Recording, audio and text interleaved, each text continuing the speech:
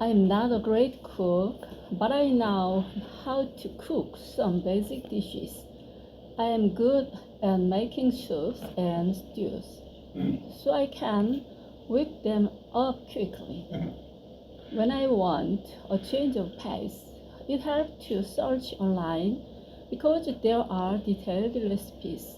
By following the instructions to the letter, you can cook mouth-watering dishes.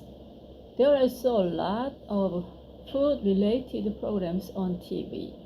When I come across a tasty dish on a show, I memorize the recipe and try it out for myself. With cooking, I think practice makes perfect. It took me a long time to cook something in the past, but now I can make things in a fresh. I make a simple side dish myself from scratch. However, as for side dishes that are hard to prepare, I will usually buy them instead.